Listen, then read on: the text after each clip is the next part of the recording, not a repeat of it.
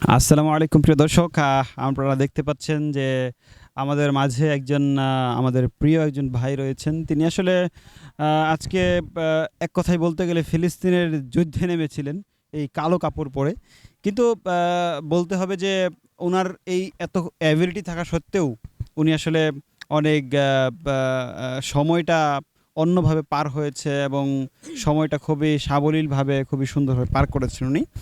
আমরা ওনার কাছে জানতে চাইবো কি আজকে আন্দোলনে কেমন করলেন? আজকে আন্দোলন মূলত সারা বিশ্বব্যাপী মুসলিম যত কান্ট্রি আছে অনেক দেশেই এই আন্দোলনটা হয়েছে।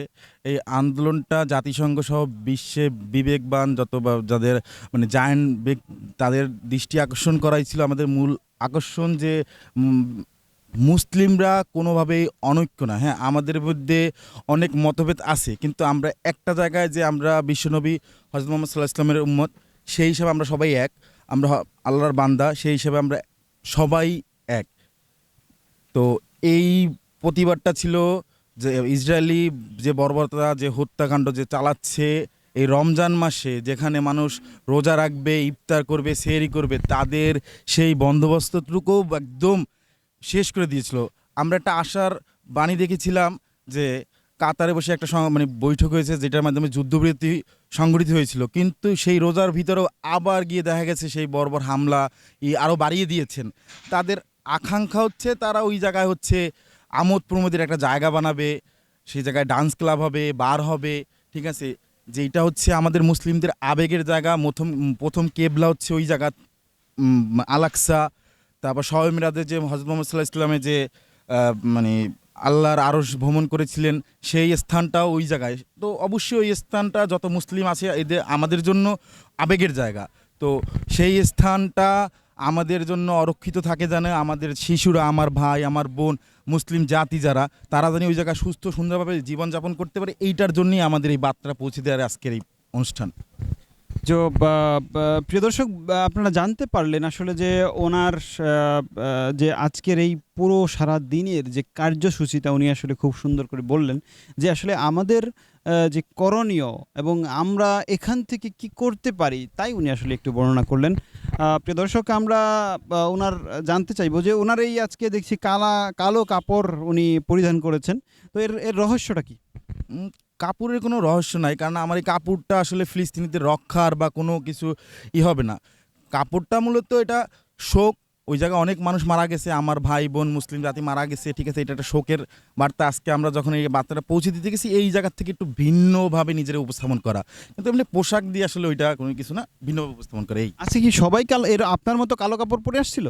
এটা মানুষের রুচি মননশীলতা সবারই তো আলাদা, যে যার মতনই করছে। আমি আমার কাছে মনে হয়েছে যে এটা শোকের বার্তা, রোড মানে মানে মাস পরে গাজা একটা অনুষ্ঠান, এই কর্মসূচি, এর জন্যই আমি কালোটা পরিধান করেছি। জি, প্রিয় দর্শক, এটা কিন্তু সুখ বার্তা হিসেবে উনি একাই এই সিদ্ধান্ত নিয়েছেন আসলে। এবং এটা কথা বললেই নয় আসলে যে আজকের যে এই আমরা যেই উদ্যানে দাঁড়িয়ে আছি এটি হচ্ছে সোহরাওয়ার্দী উদ্যান, যেটি হচ্ছে আসলে বাংলাদেশের একটি ঐতিহাসিক এটি উদ্যান বাংলাদেশের, যেই উদ্যানে আসলে অনেক বড় বড় ভাষণ, অনেক বাংলাদেশের স্বাধীনতা দিবসের সময়ও এই উদ্যানে ভাষণ হয়েছিল। আপনারা সে বিষয়ে অবশ্যই অবগত। তো প্রিয় দর্শক, আজকের যেই প্রেক্ষাপট, এই প্রেক্ষাপটে আমরা অর্থাৎ এই পুরো বাংলাদেশ আসলে যে আসলে কি করলো সেটা আপনারা দেখতে পেলেন। তবে আমরা এখানে আরও কিছু বিষয় উপস্থাপন করার চেষ্টা করব যে আসলে যে আজকের এই মুহূর্তে আপনি হয়তো অনেক মানুষকে দেখছেন। আপনার একটা আইডিয়া করুন তো কত মানুষ ছিল আজকে? আজকে এখানে যারা অংশ, দেখুন বাংলাদেশটা খুব ছোট্ট একটা দেশ। আমরা খুব মানে গরিব একটা কান্ট্রি, আমাদের সবাই আর্থিক সে সামর্থ্য নাই বা এই নাই। তো এই ময়দানটা আমাদের ঐতিহাসিক একটা ময়দান, অনেক সভা সমাবেশ এই জায়গায় হয়েছে, যেটা ইতিহাসে অনেক আছে। কিন্তু দেখা গেছে যে বাংলাদেশের সমগ্র মুসলিম এই জায়গায় একত্রতা প্রকাশ করেছে। মাঠে যে আসুক আর না আসুক এইটা কোনো বিষয় না, আমরা সব মুসলিমরাই একত্রতা প্রকাশ করেছি। যারা সুযোগ হয়েছে মাঠে আসছে। মাঠে আমার গড়া মানে আনুমানিক আমি বলতে পারি নর্মালি 7-8 লাখ লোকের উপরে হবে, মানে 7-8 লাখ লোকের উপরে হবে। মাঠে ছিল, বাইরে ছিল, রোডে মানুষ, জায়গা এমন হয়েছে এই জায়গায় 10টা মেডিকেল ক্যাম্পের টিম ছিল। 10টা মেডিকেল ক্যাম্প টিম তারাও হিমশিম খাইছে এই মানুষগুলোকে, মানে অনেক মানুষ অসুস্থ হয়ে পড়ছে, এত মানে জনসমুদ্র হয়েছে, এর জন্য তারা হিমশিম খেয়েছে। তারপরও আলহামদুলিল্লাহ খুব ভালো একটা প্রোগ্রাম গেছে, অনেক মানুষ এসেছেন। তাছাড়া হচ্ছে বাংলাদেশের যত মুসলিম ভাই বোন, অনেক বোনরা এই প্রোগ্রামটা বাসায় বসে টিভি চ্যানেলে দেখছে, আসলে কি ঘোষণা বার্তাটা পৌঁছে দিচ্ছে, যে জাতিসংঘের উদ্দেশ্যে হোক, আমাদের দেশের উদ্দেশ্য হোক, মাহমুদুর রহমান সাহেব এই ঘোষণাপত্রটা পাঠ করেছেন। তো এই জায়গায় নর্মাল 10 লাখ, মানে 10 লাখ লোক বলা যায়, কিন্তু 10 লাখ না, এই জায়গায় 16 কোটি, মানে মুসলিম কান্ট্রি, 16 কোটির ভিতরে যে মানে 90% মুসলিম, 90% মুসলিম না, ধর্ম মত নির্বিশেষে সবাই এখানে একতা প্রকাশ করেছে। এটা আমার অভিমত। তো আপনার কি শুধু এই আন্দোলন করে বেড়ান নাকি আরো কিছু করেন? ফিলিস্তিনের জন্য না, না, আপনার যে আন্দোলন আজকে, তো এটা তো স্বাভাবিকভাবে আপনি করেছেন, তাই না? যে এটা তো বাংলাদেশের বিবেক অনুভূতি অথবা রক্তের যে একটি টান, অথবা আপনার যে মানবতার একটি টান, সেই টান থেকে আপনি করেছেন। তো এর পাশাপাশি অর্থাৎ এই যেটা আপনার বিবেকের যে কাজ, এই কাজগুলোর পাশাপাশি অন্য কি কি করেন? পড়াশোনা অথবা খেলাধুলা, গান, এই অন্য কিছু কি পারেন আপনি? আলহামদুলিল্লাহ আমরা ব্যাপার হচ্ছে গিয়ে আর কি চেষ্টা করি। আমি গানের সাথে আছি, আমি একটা ছোট সংগঠনের সাথেও জড়িত আছি। সংগঠনটা করি, আমরা মূল কাজ হচ্ছে মানুষের জন্য কাজ করা, সেটা যে সংগঠন দিয়ে কাজ করুক। এখানে হয়তোবা অনেক রাজনৈতিক দল আছে, আছে, প্রত্যেকটা রাজনৈতিক মানে মতভেদ আছে, আছে, কিন্তু ব্যাপার হচ্ছে আমাদের মূল উদ্দেশ্য হচ্ছে জনগণের জন্য কাজ করা। তো সেই জায়গার থেকে যদি সুযোগ পাই, ইনশাল্লাহ আমি আমার জায়গা থেকে চেষ্টা করি। আজকে আমাদেরকে এই ফিলিস্তিনের রক্তমাখা জমিনে আপনাকে যদি বলি একটু গান, কি গান গাইবেন? আপনার কি আসবে, কি গান আসবে এমন, যেটা আজকের প্রেক্ষাপটের সাথে যোগসূত্র স্থাপন করে, এমন কোনো গান? আসলে না, গানটা আসলে মানে যে মানে না, এই এখন আমি আসলে গানটা উপস্থাপন করতে চাচ্ছি না, এই জন্য মানে যে প্রতিবাদটা এখানে আসলে গান মূলত মূলই না। হ্যাঁ, গান অনেক সময় প্রতিবাদের ভাষা হয়ে ওঠে, কিন্তু ব্যাপার হচ্ছে এমন আমার কোনো মাথায় এখন গান আসতেছে না ওইরকমভাবে আমি আপনার সামনে একটা উপস্থাপন করবো গান। কিন্তু ব্যাপার হচ্ছে মূল কথাটা হচ্ছে আমাদের এই যে জায়নবাদ বা এই যে এদের বর্বরতা চালাচ্ছে, এই বর্বরতা আজকে থেকে চলছে না। সেই দেখা গেছে প্রথম বিশ্বযুদ্ধের পর থেকেই বর্বরতার একটা মানে দীর্ঘমেয়াদী প্ল্যান শুরু হয়েছে। 1948 সালের পরবর্তী সময় থেকে মানে ফিলিস্তিনিরে বাংলাদেশ এখনও রাষ্ট্র ঘোষণা করেনি। যারা যারা রাষ্ট্র ঘোষণা করেছে তাদেরই করেছে। এরপর থেকে তারা যখন একটা জায়গা পেয়েছেন নিজেদের শক্ত অবস্থান করার মতন, এরপর থেকে তারা সেই সাম্রাজ্যটা আস্তে আস্তে বিস্তার করেছেন। ঠিক আছে, এই বিস্তারটা করেছেন যেভাবে মানুষগুলো মারছেন, এই ভিতরের থেকে গান আসলে মানে আসার জন্য আসলে পরিবেশ না। জি, প্রিয় দর্শক, আসলে এটা না বললেই নয়। আসলে একটা মানুষ, একটি না মানুষ, হাজার হাজার লক্ষ লক্ষ মানুষ যারা নাকি আসলে চায় যে ফিলিস্তিন একটি রাষ্ট্র হোক, ফিলিস্তিনে রক্তবন্ধ হোক, ফিলিস্তিন হোক মানবতার দেশ, ফিলিস্তিন হোক একটি স্বাধীন দেশ, ফিলিস্তিন হোক কালেমার দেশ, ফিলিস্তিন ফিলিস্তিন হয়ে থাকুক।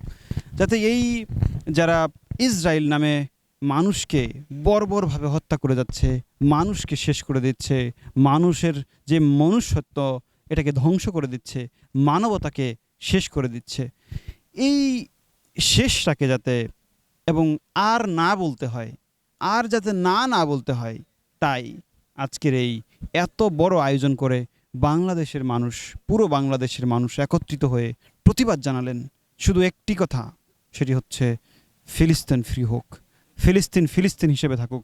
আর কিছু বলতে চাচ্ছেন? এটা বলতে চাচ্ছি, আজকের এই পরিস্থিতির জন্য আমরা মুসলিমরাই দায়ী। কারণ দেখা গেছে আপনি মুসলিমরা ইতিহাস যদি আমরা মানে দেখা যায়, অনেক জ্ঞানী ব্যক্তি, চিকিৎসক, এই যে সংখ্যা আবিষ্কার করছেন আরাবিয়ান মানুষ, তারপর হচ্ছে কি চিকিৎসাবিদ্যায় তাদের অনেক অবদান ছিল। সেই আমি যে কথাটা বলছি এটা হচ্ছে এই কথাটা হচ্ছে সভ্যতা মানে বিকাশ যে ঘটছে এই আগের সময়টাই এর সভ্যতার বিকাশটা যে ঘটছে এর আগ মুহূর্তের সময়, যে সময় মানে আসলে তো চিকিৎসাবিদ্যা অন্যান্য ব্যাপারে অ্যারাবিয়ানদের অনেক অবদান ছিল, কিন্তু সেই জায়গার থেকে পরবর্তী সময়ে গিয়ে দেখা গেছে যে আমরা আমাদের মেধা বিকাশ বা প্রযুক্তির সাথে যে সক্ষতা বা এইভাবে নিজেদেরকে গড়ে তুলতে পারিনি। সেই জায়গার থেকে ইহুদিরা, বিধর্মীরা তাদের তো আগে থেকেই পরিকল্পিতভাবে আমাদেরকে মানে কিভাবে দমন করবে সেই পরিকল্পনায় তাদের সব কিছু বাস্তবায়ন করেছে। আর আমরা ছিলাম ইনশাল্লাহ বিজয় হবে আমাদের। আল্লাহ ভরসা এই সব বাণী দিয়ে আমরা মানে আল্লাহর উপরে ভরসা করেছি, কিন্তু আমাদের কোনো চেষ্টার কোনো নেই। আমরা আজকে বলছি আমরা ইসরায়েলি প্রোডাক্ট বয়কট করব, কিন্তু বয়কট করলে সেই অল্টারনেটিভ প্রোডাক্ট সেটা হয়তো হবে মানসম্মত, সেই রকম প্রোডাক্ট মুসলিমদের ভিতরেও তো অনেক সুশীল সমাজ আছে, জ্ঞানী ব্যক্তি আছে, বরেণ্য ব্যক্তি আছে, তারা কি অবদান রেখেছে? আমরা বিভিন্ন মতভেদে আলাদা আলাদা হয়ে গেছি, কিন্তু তারা তাদেরকে মনে করেন প্রস্তুত করে রেখেছে। সেই বিল ফরের যে পাশ করছে 1917 সালে, এরপর থেকে গিয়ে দেখা গেছে ওই 1948 সালে মানে 12ই মে ধরা হয়, কিন্তু মূলত স্বীকৃতি 14ই মে। তো ফিলিস্তিন ইসরায়েল এরপর তৈরি হওয়ার পর তারা ক্ষুদ্র ক্ষুদ্র কিছু সংগঠন তৈরি করে, যে সংগঠনগুলা ফিলিস্তিনের ভিতরে ঢুকে তাদের ভিতরে ধর্ষণ, হত্যা মামলা, এই মানে হত্যা বিভিন্ন কার্যক্রম চালিয়ে তাদের ওই জায়গায় থাকার জন্য অনুৎসাহিত করে তাদের বিতাড়িত করছে, তারপর তাদের সাম্রাজ্য বিস্তার করছে। সেই জায়গার থেকে দেখা যায় আমরা শিয়া সুন্নি নানান মতভেদে আমরা আজকে বিভক্ত, কিন্তু এই বিভক্ত হয়ে তাদের বয়কট করে আজকে যদি দেখা যায় যে অনলাইন প্ল্যাটফর্ম ফাইবার বিভিন্ন যে মানে ফ্রিল্যান্সিং সাইটগুলো সব কিছু হচ্ছে জায়নবাদদের হাতে, কিন্তু সেই জায়গায় যে আমরা মুসলিমরা যে ঐক্যবদ্ধভাবে আমরা আসলে অল্টারনেটিভ কী তৈরি করছি, যে যেইটা আমাদের এই আমরা হ্যাঁ জিহাদ করতেছি, জিহাদ যুদ্ধ এই এর নামে আমরা আসলে আমাদের যে সব কিছু যে আছে মানে শক্তি সব ক্ষয় করতেছি, আর তারা তাদের প্রযুক্তি মানে সব কিছু সমৃদ্ধ করে সেইগুলো আমাদের উপর চাপিয়ে দিয়ে আমাদের দমন করতেছে। এর জন্য সর্বপ্রথম উচিত 7 কোটি মানুষের ভিতরে 2 কোটি মুসলিম আমাদের একটা জায়গায় এক হতে হবে। কোরআনটা মানে কোরআনের যে জীবন আজকে আপনি আমার দেশের প্রেক্ষাপটের কথাই যদি আপনাকে বলি, আমি যতটুকু মানে জ্ঞান আমি অতটুকু জ্ঞানী না, যতটুকু শুনেছি যে দার্জাল আসার আগেই দার্জালের জন্য সব রাস্তা আমরা তৈরি করে রাখবো যেন তার সুবিধা হয়। আপনি আজকে আমাদের সামাজিক প্রেক্ষাপটের অবস্থা দেখেন, টিকটকের অবস্থাটা, সমাজে কত শ্রেণীর মানুষ ওই জায়গায় নিজেকে এমনভাবে উপস্থাপন করতেছে যে এইটা সমাজের পরবর্তী প্রজন্ম যে আসবে তারা কোনো ভালো কিছু শিখতেছে না, কিন্তু তারা করতেছে এগুলা কইরা তারা হয়তো বা ইনকাম করতেছে, কিন্তু দার্জাল যে আসবে এরপর যারা দার্জাল আসলে দার্জালের দ্বারা অনুগত করবে তারা সবাই সমৃদ্ধশালী হবে, আর যারা দার্জালের অনুগত হবে না তারা সমৃদ্ধশালী হবে না। এই জন্য নবীজি সাল্লাল্লাহু আলাইহি ওয়াসাল্লাম সেই সময় বলে গিয়েছেন প্রয়োজনে তোমরা সুদূর পাহাড়ে চলে যাও, ভেড়া পালন করো এবং জীবনযাপন করো। কিন্তু আজকে কিন্তু আমরা যে নবী তো আগেই বুঝে আমাদের জন্য সেই সতর্কবাণী করে গিয়েছেন, কিন্তু না আজকে আমরা এই প্রতিবাদ করছি, কিন্তু প্রতিবাদের পাশাপাশি দেখা যাবে এই সামনেই দেখা যায় ব্রিটিশ আমেরিকান টোবাকো বিভিন্ন প্রোডাক্ট এই ভিতরেই ছিল। তো এই প্রতিবাদটা তাদের জন্য কোনো কাজে আসছে না। হজের মতন একটা মানে বিশ্ব মুসলিমদের বিশাল আবেগের জায়গা, সেই জায়গায় হজ চলতেছে। আমি সেই সময় দেখেছি যে আমাদের হামাসের একজন কর্মী বিবৃতি দিচ্ছে, তোমরা ওখানে মায়া কান্না করছো, তোমরা ওখানে ইমানি দায়িত্ব পালন করছো, আর আমরা এখানে রক্ত ঝরাচ্ছি। এই কথাটার যে মানে ভিতরে যে কতটা আঘাত করে, যে আমাদের ইমান আইসেদ এটা চোখ লোক দেখানো। আমরা আজকে ঈদ পালন করতেছি, ঈদে নানা রকমের আয়োজনে ব্যস্ত ছিলাম, এই তো ঈদটা শেষ করার পর আজকে এই জায়গায় আমরা আসলাম, কিন্তু ওখানের অবস্থা দেখেন, ঠিক আছে একটা বিল্ডিং পর্যন্ত দাঁড়ায় নেই, সব স্ট্রাকচারগুলো মানে তাদের নষ্ট করে ফেলছে। তারা তারপর সেই জায়গায় আমোদ প্রমোদে জায়গা করবে, কিন্তু সেই জায়গার থেকে আমাদের 200 কোটি মানুষের একত্রিত হতে হবে। একত্রিত হয়ে এই যে শক্তিটার বিরুদ্ধে আমাদের আজকে এই যে 25 সালের জন্যই পরিকল্পনা করলে হবে না, আমাদের পরিকল্পনা করতে হবে দীর্ঘমেয়াদী। আগামী বছর মানে আজকে আমরা এই অনেক প্রতিবাদ করলাম, ফিলিস্তিন থেমে গেল, যুদ্ধ থেমে গেল, 2 বছর পর যে শুরু হবে না এটা নিশ্চয়তা কে দিবে? তো এমনভাবে আমাদের ঐক্যবদ্ধ হতে হবে যেন এইটা একটা স্থায়ী সমাধানে চলে আসে। আজকে যে আমরা ইসরায়েলিদের রাষ্ট্র হিসাবে করতেছি, ইসরায়েলিদের জায়গা দিছিলেন ফিলিস্তিনি, আজকে আমরা দাবি করছি ফিলিস্তিনির যেন স্বাধীন রাষ্ট্র হিসেবে স্বীকৃতি দেওয়া হয়, কিন্তু মূলত কিন্তু জমি তাদেরকে আশ্রয় দেওয়া হয়েছে। তারা সেই আশ্রয়স্থানে এসে তারা করেছে কি, যারা জমির মালিক, যারা মানে যাদের বাড়ি তাদের বিতাড়িত করে তারা ওখানে সাম্রাজ্য দখল করেছে। আজকে আপনি দেখবেন ইসরায়েলের পাশে আমেরিকা আছে, মুসলমানদের পাশে কে আছে? কোন মানে সৌদি নিরাপত্তা পালন করতেছে। সৌদি ইতিহাসের কথা বলছি, পেট্রোডলার করে দিয়ে সেই জায়গায় মুসলিমদের অনেকখানি ক্ষতি করে মানে দিয়েছে, মুসলমানদের না সারা বিশ্বের। তো এই যে ইরানে আমেরিকার সাথে সখ্যতা, ইরান সেই জায়গায় সে সামরিক শক্তিশালীর দিক থেকে 10 নম্বরের পরে সারা ওয়ার্ল্ডের ভিতরে। সেই জায়গায় ইরান নিজের সর্বোচ্চ দিয়ে চেষ্টা করতেছে, ওদিকে ইসরায়েলের সাথে আছে আমেরিকা যারা হচ্ছে সামরিক শক্তির থেকে 1 নম্বরে। কিন্তু আমরা তো মুসলিমরা এক না, আমাদের মুসলিমকে কাতার অলরেডি মানে তারা জানিয়ে দিয়েছেন তারা ইসরায়েলের সাথে আছেন। তো আমাদের এই মুসলিম কান্ট্রিগুলো যদি আমরা একত্রিত না হতে পারি, আমাদের মধ্যেই যদি এই মানে দ্বন্দ্ব থাকে, তাহলে তো আমাদের মানে এই দোষটা আমাদের। এই দোষটা সম্পূর্ণ আমাদের মুসলিমদের, যেখানে আমরা আমাদের মেধা বিকাশিত করব, সেটা আমরা মেধা বিকাশিত না করে আমরা আল্লাহ ভরসা, আল্লাহ করবে, হ্যাঁ আল্লাহ করবে সব কিছু, তিনিই সব কিছুর মালিক, কিন্তু আমাদের তো চেষ্টা থাকতে হবে। আমরা তার ভরসার উপরে, বদরের যুদ্ধ কিন্তু আল্লাহর ভরসার উপরে কেউ ছেড়ে দেয়নি। ওই 1000 লোকের বিরুদ্ধে যুদ্ধ করছে 300 লোক, সেটা কিন্তু তারা যুদ্ধ করছে, চেষ্টা করছে, তারপর সেই জয়টা আসছে। তো মূল কথা হচ্ছে আমাদের এই আল্লাহ ভরসা এই না, আমাদের তাদের সর্বোচ্চ চাপ প্রয়োগ করতে হবে। প্রয়োজনে পণ্য বয়কট থেকে প্রত্যেকটা দোকানে গিয়ে আমাদের যে ব্যবসায়ীরা আছে তাদের মানে বলতে হবে যে ভাই পণ্যটা আপাতত তোমরা করো না, একটা সুষ্ঠু সমাধানে আসুক। হ্যাঁ, আমরা চাই না কোনো বৈরতা, প্রত্যেকটা দেশের সাথে আমাদের বন্ধুত্বপূর্ণ সম্পর্ক থাক। ইহুদি বলে যে সে নষ্ট, সেটা না, যে সন্ত্রাসবাদ কায়েম করে সে সন্ত্রাসী, ইহুদি সন্ত্রাসী না। আপনি দেখবেন আজকে ইসরায়েলও প্রতিবাদ সভা হচ্ছে, অনেক জায়গায় দেখা যায়, আমেরিকায়ও প্রতিবাদ হচ্ছে। আমেরিকার মতন কান্ট্রিতে ট্রাম্প ক্ষমতায়, তার বিরুদ্ধে এই রকম গণজাগরণ কোনো সময় আমেরিকা রাষ্ট্রে মানে এত বছর ইতিহাস হয় না, হচ্ছে এগুলো। তো যে সন্ত্রাস কায়েম করতেছে সে সন্ত্রাস, কোনোভাবেই মানে আমরা একটা জাতিকে আলাদা করে দিয়ে যে না অন্যরা সন্ত্রাস, তাইলে এই বিভেদটা আরও সৃষ্টি হবে, কোনোভাবেই এটা কমবে না। যে সন্ত্রাসী তারই করতে হবে, তারে নেতানিয়াহু সে হচ্ছে একজন স্বৈরশাসক, তার দেশের অনেকেই চাচ্ছে না সে এখন থাকুক, কিন্তু এই যুদ্ধটা যদি বেগমান উনি রাখে তাহলে উনি এই জায়গায় টিকতে পারবে। এখানে যুদ্ধ চলাকালীন সময় কোনোভাবে নির্বাচন কোনোভাবে পসিবল না, সম্ভব না, উনি এইটাই চেষ্টা করতেছে।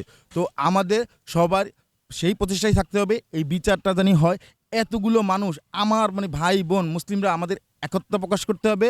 কোনোভাবে আমরা যে কি বলে যে আমরা সবাই বলি হ্যাঁ আসি করতেছি আমরা সবার সাথে, কিন্তু আমরা যেই মানে মিডিয়াগুলো আপনারা চালাচ্ছেন এই জায়গায় যে এইগুলা ফেসবুক সবই কিন্তু তাদের হাতে, সব কিছু তাদের, কিন্তু আমরা বলছি আসি, কিন্তু আমরা তাদের সব কিছু ব্যবহার করে তাদের যে আর্থিক সুবিধা তারা পায়, আমরা এই যে ভিডিওগুলো ছাড়বো ইউটিউবে, এগুলো থেকে দিন শেষে তারাই আর্নিং করবে, আমাদেরও আর্নিং হয়তো বা কোনো পক্ষের কি কারো হবে, তারাও আর্নিং করবে। তো এই যে টাকাটা তাদের কাছে তো আমরা নিজেরা তুলে দিচ্ছি, আমাদের মুসলিমদের টাকা, তো সেইটাই জানি তারা জানি আমাদের টাকাটা আমরা তাদের কাছে, তাদের হাতে তুলে না দিই, তাদের হাতে তুলে দিলে তারা যুদ্ধটা আরও দীর্ঘায়িত করতে পারবে।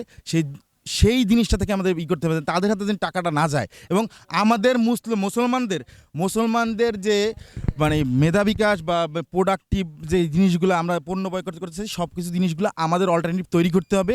আগামী 10 বছর পর জানি আমরাই মুসলিমরা, দেখা গেছে নেসলে বাংলাদেশে অনেক প্রোডাক্ট আছে যে এখনও বাচ্চা একটা জন্ম নিলে সাথে সাথে প্রথমে ডাক্তার প্রোভাইড করে যে নেসলে বাংলাদেশের মানে নেসলের প্রোডাক্টটা আপনি খান তাহলে শিশু ভালো থাকবে।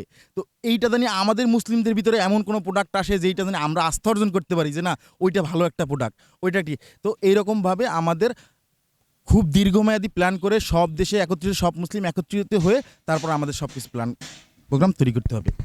তো প্রিয় দর্শক, আপনারা দেখতে পাচ্ছেন যে আসলে যে অস্ত্রসিক্ত নয়নে উনি বারবার একই কথা বলছিলেন যে আমাদের যুদ্ধ শুধুমাত্র যে সহস্র মানে অস্ত্র দিয়েই হতে হবে তা কিন্তু নয়, আমাদের যে প্রত্যেকটা প্রোডাক্ট হোক, অর্থনৈতিক হোক, মানসিকভাবেও যুদ্ধ হোক, অথবা যে কোনোভাবেই হোক, তাদের সাথে ছিন্ন করতে হবে আমাদের সম্পর্ক, তাদের সাথে কোনো সম্পর্ক আর রাখা যাবে না।